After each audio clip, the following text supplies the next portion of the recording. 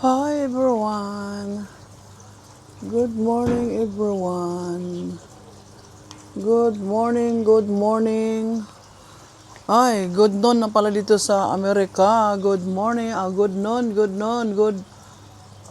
good night sa lahat ng taga-Asia. Alam nyo na this, especially in Philippines. Good morning. O, diba? Vlogger na tayo talaga kasi meron na tayong microphone at saka camera. Diba? Osmo. What is it? Camera? Yan. So, just come back from church, guy. Every Sunday, try natin mag-church every Sunday. For today's video, I have a story. My life and my past and today. So, we have a part 1 tayo, guys. So, nowadays, I'm staying with my fiancé now. So, the main story is how I met my fiancé. Okay guys, so yung story namin sa asawa ko, meron akong vlog dyan, matagal na yon. So, this is second story. May part 1 tayo, may part 2 kasi hindi natin habain, no? So, for today's video, I want to tell you how I met my fiancé. So, ganun guys. So, I met my fiancé 2023. 2023, August 11.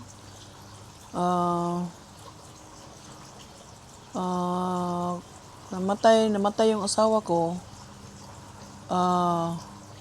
January 2022.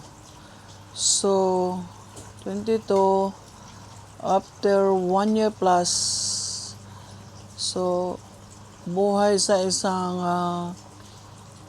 single mom, pasaway na anak.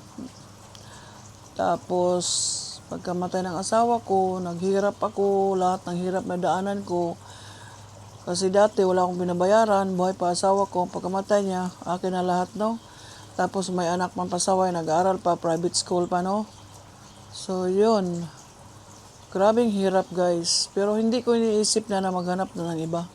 Kasi mahirap makipag-communicate sa tao ba? Maghanap ka na naman sa isip ko, tapos hindi mo naman alam ugali, asawa ko mabait.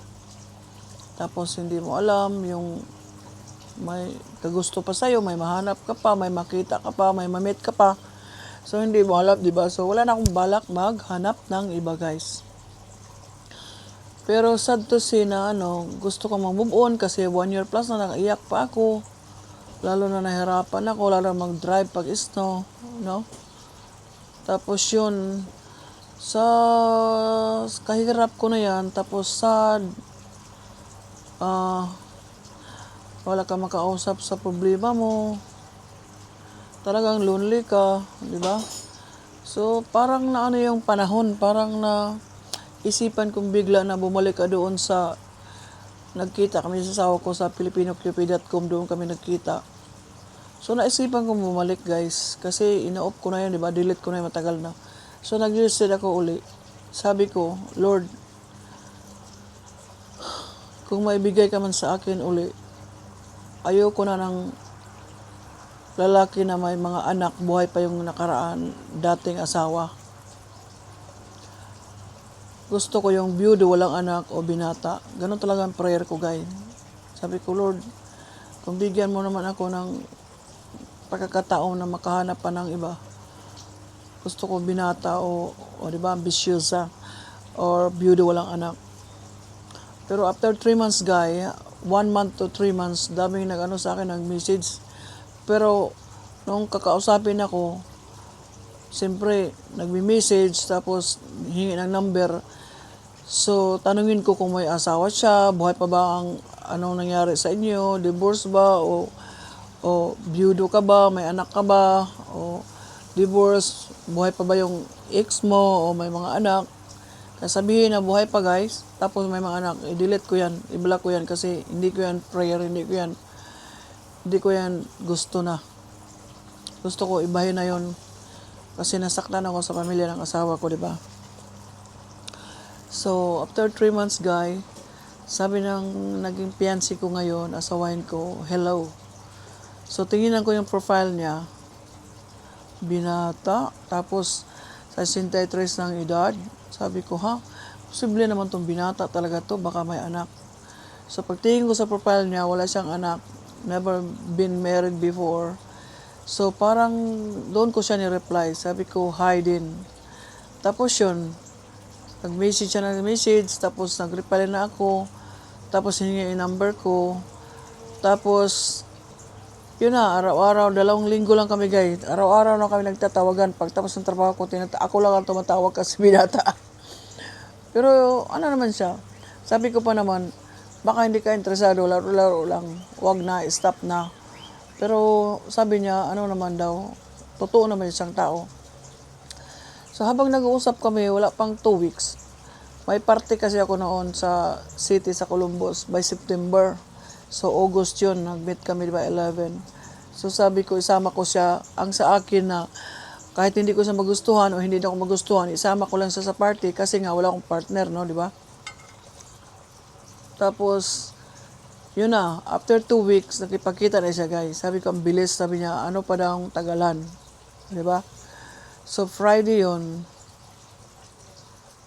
July kami nakakilala, pero August 11 kami first time meet namin. Tapos, doon sa lugar ko dati, merong video kay doon na lugar. Lagi kami nagbibideo kay sa mga kaibigan ko, kumakanta ako, kanta, sayaw, ganon. Tapos, pangtuwa din ako kasi nga, may mga magbata, mag-asawa, mag-boyfriend na nagsumasayaw pag kumakanta ako. So, hindi ako nagkakanta ng mga slow dance o mga slow music. Gusto ko yung sasayaw yung tao, masaya yung tao. Kaya yun, tuwa din ako. Tapos, nag-meet na kami August 11, guys, Friday. Patapos ng trabaho ko, umuwi ako. Bilis. Tapos yun, ganun ka oras kami magkita. Bili ko sa niya dress. Doon kami magkita sa video kaya nga napupuntahan ko. Pangpalipas time din sa mga kaibigan ko dati.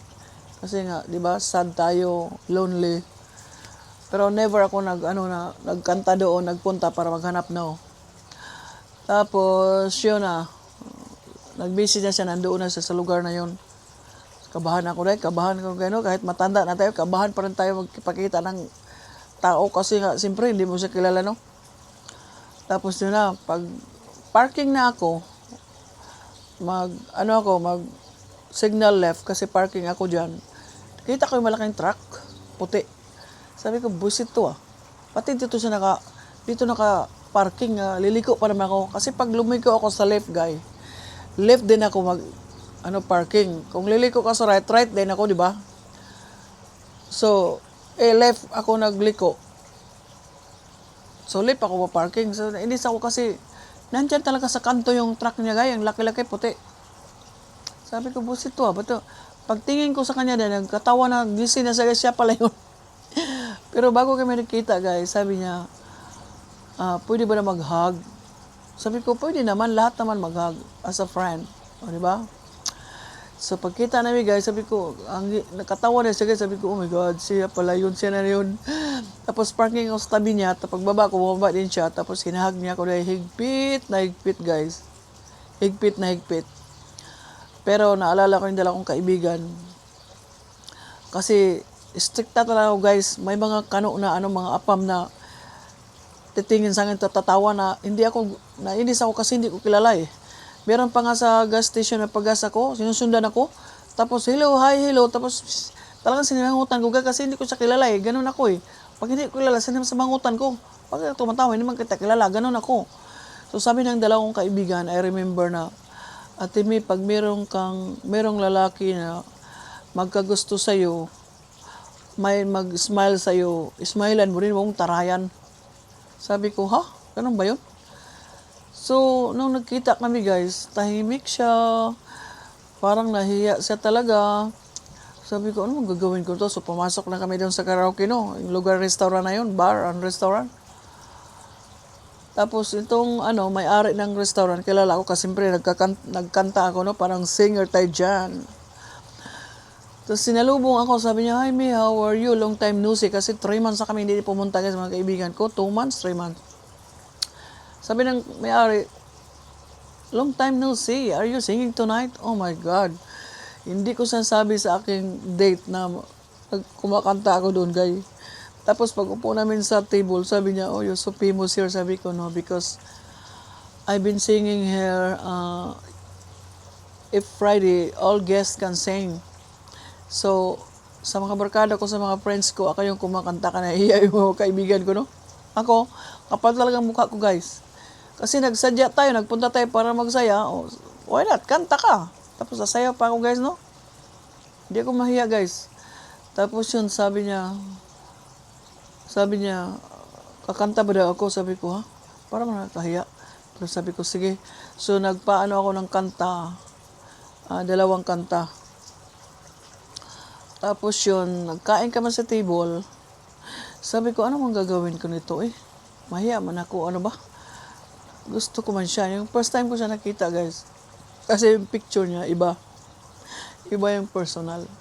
So, nakita ko siya, iba yung kutob ko. Parang, pero meron, hindi pa kami nakita pala, sabi niya, nagusto niya siya sa akin. Sabi ko, ha? Di pa tayo nakita? Kasi binigay ko yung YouTube channel ko, yung picture, ilan ng picture ko, sinisin ko sa kanya sa number, so nakita niya. So sabi ko, tingnan mo yan, YouTube channel ko, o mga picture ko, kung talagang nagustuhan mo ako, kaya, nasa'yo na yun, sabi ko. So yun na, sabi niya, before kami nagkita na, nagustuhan daw niya ako. Sabi ko, ha, ang bilis naman, hindi pa tayo nagkita. So, ganon. Sa madaling salita, yun na, kumanta na ako, guys, 2 kanta, no? Tapos pinuri pa niya ako, no? Ewan ko kung totoo yun. Pero hiyang-hiya ako ba? Tapos, dami ko mga ano doon, guys, mga, ano ba yan? Mga, yung mahanga sa akin, magkumanta kasi sumasayaw ako. Wala akong pakialam. Tapos yun, pagtapos ko kanta, lumipat na kami sa bar, galing sa table, lumipat kami sa bar. Tapos yun, umuwi na kami.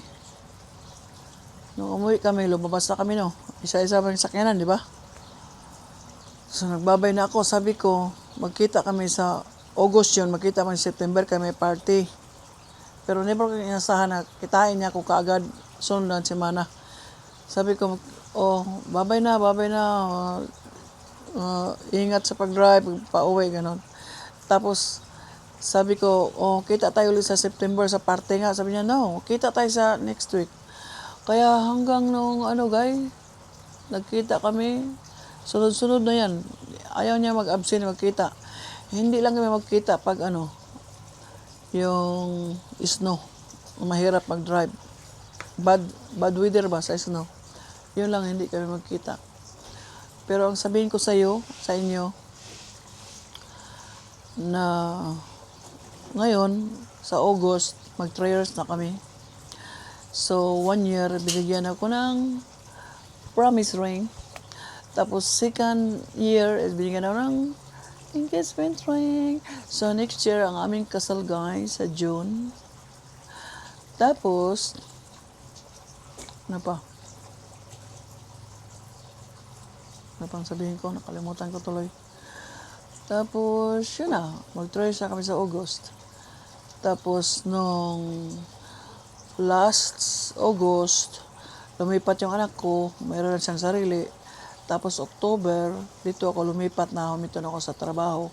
Kasi, umuwi kami nung December sa Philippines. Almost 1 month. Tapos, Malaysia, 5 days lang. Singapore, 5 days. 9 days sa Hong Kong. So, pero before ako pisa namin, guys, mga months siguro, nagpupunta na ito every week dito. Hindi niya alam, guys, nga mag-grocery kami, konti lang grocery kasi wala akong pera. Never talaga ko manghihi, guys. Kung bayaran man niya ngayon, may $20, $30, bayaran ko talaga yan, guys. Never akong hingi hanggang ngayon. Siya yung nagbibigay, guys. Hindi ako nanghingi. Kaya sabihin ko sa inyo, kung may apam kayo, lalo na mahal nyo, gusto nyo, huwag kayong mahingi. manghingi. Antayin nyo kung bigyan kayo. Kung bigyan kayo, salamat. Kung hindi, hindi. Ganun lang. Even ngayon, kahit may grocery, babayaran ko pa. Bayad ako. Kung makita ko nga marami ng grocery, bayad ko konti. Hindi ako nanghingi. Tapos, nagnegosyo ako ng suman, guys. Ganon. Tapos, may pera tayo sa konting natago kasi meron tayong na-return tax. Nandyan lang yan. Kung in case may kailangan. Tapos, nagnegosyo ako ng suman. Marami akong order. Ngayong 24, may order naman akong 10 dasin. O, diba? Dahan-dahan lang. Tapos, ang sasabihin ko lang sa iyo na wag kayong manghingi ng pera. Wag na wag kayong magpatulong kung anong problema yung sa Pinas. Sikapan nyo sa sarili nyo. Kung bigyan kayo, salamat. Yun ang, kasi sira tayo, no? May nabasa ko sa Facebook, sa reel, na huwag kang magkasal ng Pilipina kasi nagmeron na ng pera mo. Ang daming pumalag. Kasi karamihan dito sa Amerika nag-asawa, guys. Mga 5% lang siguro ang yung walang trabaho or sinuportaran. Ako isa na ngayon kasi nga hindi na ako nipatrabahoin kasi nga gusto niya part-time lang. Ayaw ko ka nakakatamad. Magkaroon ng part-time. So, 2 times a week, 3 times a week. Magkano deduction lahat. Magkano lang sa'yo. Kaya tamad ako sa part-time. Total, may matanggap na tayong pera sa next year sa birthday ko kaawaan. Kasi, kaya nga next year pa kami pakasal kasi pinipili ko yung tanggapin ko sa aking namatay nga asawa. Kaya nga okay lang wala akong trabaho kasi mapakain man niya ako. Tapos binibigyan ako minsan. Kung bigyan ako, salamat. Kung hindi, hindi rin. O, diba? Kasi may pera naman ako sa aking nakatago. So, kaya, ito na. Diba? Mag-aasawa naman tayo. Sikapan natin, maging mabuti tayong asawa. One day, next year, kaawaan. So, yun. Kaya, sabi ko sa kanya, kung makasweldo na ako, kung may matanggap na akong buwan-buwan, tutulong ako kahit konti. O, diba? Ganon. Hindi yung ipairal natin yung mga balita na mga Pilipina, ganito, ganyan. Pero sa totoo lang, karamihan mga Pilipina, oh my God, nagbayad ng mga bills, nagbayad ng mga sasakyan, halos hati ang yung iba dyan, may nakilala ko dito, bago lang, walang ayos yung apam, walang kita, tapos yung Pilipina naggasto lahat. Tapos sasabihin na ganyan, oh my God, hindi lahat ng apam may pera, oy. Tumutulong din sa gastusin, sa bayaran. Hirap sa mga tao, no? Lalo na sa Pilipinas, para wala mga utak. Kumbaga, nag-asawa ng apam, maging mayaman, ha? Naghirap kami, oy. Nagdating ko, trabaho ko ng trabaho. Hindi nga ako mag-absent. Kasi may bigyan din sa Pilipinas. Andun pa yung anak ko sa Pilipinas. Kahit may sakit. Sikapan makatrabaho, ayaw mag-absent kasi sayang. Oh my God. Tapos yung pamilya ng dati kong asawa, sinabihan akong masama. Sila pala yun, kinuha nila lahat, diba? Bahay, lahat, pera. Binigay ko lahat, hindi ako lumaban. Sa kanila na yun. Sabi ko, Lord, okay lang. Siguro naman, sabi ko, one day somehow, bigyan mo pa ako ng blessing. Sa kanila na lang, Lord, diba? Give up ko lahat. Hindi ako, pinahinto ko yung abogado ko. Nagulat yung abogado ko, hindi na ako lalaban. Sa kanila na lang yun. Ayaw ko ng gulo. Ayaw ko mag-waste ng time, diba? Para lang sa ganyan. Kaya, yun guys. So, dito na ating part 1. May part 2 pa tayo. Sa mga gusto mag-apam dyan, ang masabi ko sa inyo, huwag kayong manghingi, antayin nyo, bigyan kayo. Huwag kayong mag-demand, no? Tapos, sumanda kayo pagdating dito. Ang mga apam, nagbibigay yan sa Pilipinas, kaya ito nagbibigay sa akin. Pagdating dito, hindi na nagbigay. Kaya sila lahat, siya lahat. Nagtatrabaho ko, akin lang, ako nagpadala sa anak ko, sa pamilya ko nagbigay. Never ako nanghihingi sa asawa ko para sa pamilya ko. Ako nagsikap. Di ba? Mabuti na lang yung asawa kong namatay. Hindi siya hindi siya tatanong sa sahod ko, hindi. Yung sahod ko akin lang. Pero yung sa lahat bayaranan sa kanya mga grocery. Pero yung Asian store, bibilhin ako ng pagkain akin. 'Di ba? Laki pa nga sa grocery niya. Ako tag 300 bayaran ko 250 pagpunta akong city mag Asian store, no? 'Di ba? Pero sa pambahay lahat sa kanya 'yon mga bayaran. Ganon. So, dito na matapos ang ating part 1. So, ito yung ating patio dito, guys. Atong palibot dito, atong garden dito. Atong mga tanim, nanglabas na ating batong. Ang ating, ang ating kangkong. Mag-harvest naman tayo. Pag merong may tiyaga, may nilaga, magtanim, may maani para kakainin. Yan, ito tayong ating patio, guys. Di ba? Standby na tayo dito kay summer na. Ganon. Tapos mag-barbecue one day. Ganon. So, bye-bye na, guys. Tapos na ating part 1. Kaya good luck sa inyo dyan, yung papunta pa lang dito, sa inyong apa, mag-asawa pa lang. Tapos, yung nangarap pa magka-apam, ihanda yung sarili nyo, kaya hindi lahat apa may pera. Hoy, magtatrabaho kayo, hoy. Diba? So, bye-bye na, guys. Dito na ating part 1. Bye-bye. Thank you, thank you. Thank you sa mga nanood dyan. Thank you sa mga followers, mga gwapo. Antay lang kayo dyan. Makatanggap naman kayo ng pangkape, pang bigas, pang 1 kilong bigas, pang tinapay. Di ba? Pang bulad lang. Bigas at bulad. Tama na yan. Di ba? Antay lang kayo dyan. Kaya darating na tayo dyan. Ikalawa na natin. Una, namigay na tayo. So, good luck na naman sa ikalawa nating bigyan. Bye-bye, guys. See you my story part 2. Bye-bye. Bye-bye, guys.